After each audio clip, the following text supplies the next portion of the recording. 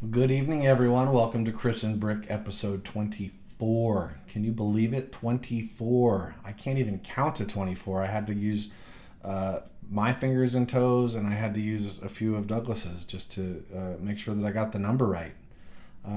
This episode just wanted to talk about a few medical related things, since that's what the purpose of this trip is. And also, I learned a little bit through talking to some of my physicians about how Brick's anatomy and biology work. So it may be educational for everyone here as well.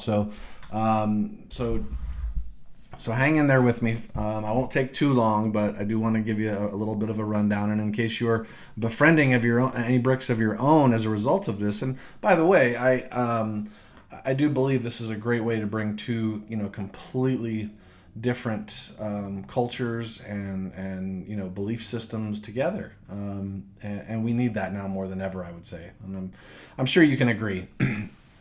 But moving into it, so while I was at the doctor, my tests were pretty standard. They do an annual test on me. You can see all this gray in here. This is a sign of I'm at that age where they've got to do a stress test on my heart. And the one thing that they haven't really insisted upon yet is the one where they want me to bend over and do that thing. So I think I have 1 or 2 years left at most before that's going to be a thing. Although I might find out later this week that I actually qualify now. Not looking forward to that if that's the case, but I'll do what I got to do to keep moving forward.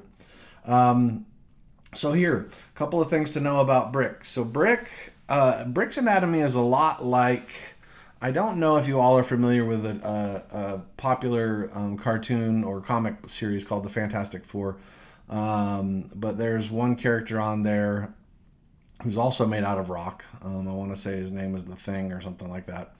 But interestingly enough, there are some moving elements within Brick's anatomy that are very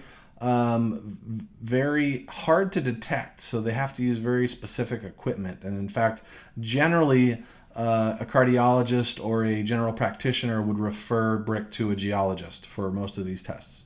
And so we are looking into, just because we want to make sure that you keep ticking as well, buddy, that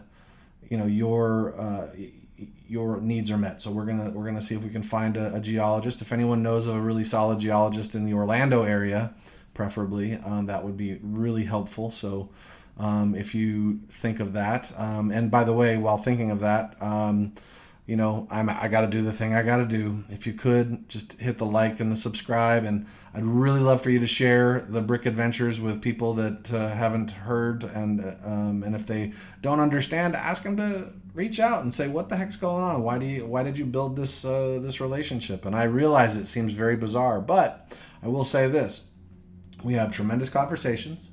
There's very little judgment. Every now and then we have a disagreement, but we always come to a positive outcome and a conclusion.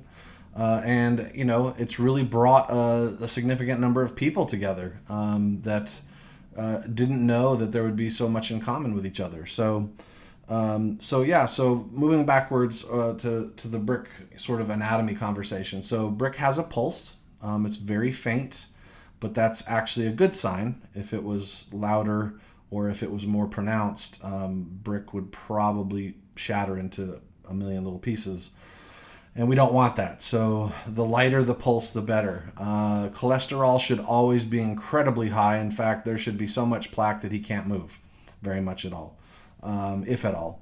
And so it turns out that the things that can be very dangerous for us as humans are seeming to be very beneficial to Brick's overall well-being. So that, and then what was the other one? Let's see. We talked about blood pressure. There's really not an easy way to measure the blood pressure because the heartbeat is so faint that again, this is where a geologist would have to use. I think they use like a seismometer or something like that, almost like measuring an earthquake. And then I don't know what the ranges are yet, because obviously I'd need to be in touch with a reasonable geologist that could give us some of the sort of the baselines for that. So Anyway, once we get that information, we'll certainly pass it along, because I'm sure, not every brick has a tendency to take care of their health, as many of us humans don't as well. I would encourage everyone, definitely take care of your health, take care of your annual physicals and checkups and things of that nature. Everybody here is important. We've got so much illness going on, in the world right now, that, the one thing that matters above all else is, taking care of your mental and physical health. So please do so. I want to keep the episode brief. Like I said, I just wanted to give you a little quick rundown to say that my appointments are going very well. I have 2 more this week. I have another in the first thing in the morning tomorrow, and then I have another the following morning, before I head back to Orlando. But again, I'll keep you posted on those. We'll have more episodes, and as we're here, Brooke and I are going to venture out and go see a few things, and just wander around the city. Haven't been here in quite some time, so it's fun to get to see everybody again, and kind of visit some old familiar areas of the city. So stay around. We'll keep you posted on the next episodes coming up, and have a safe evening. And what I would recommend also, by the way, is I have a new hashtag that I've been putting in a couple of the episodes, which is Don't Brick and Drive. Brick really needs to be secured in his seat, not being able to kind of get around and create a distraction. So just bear that in mind while you're in the car. Don't brick and drive. We will talk soon. Have a good evening.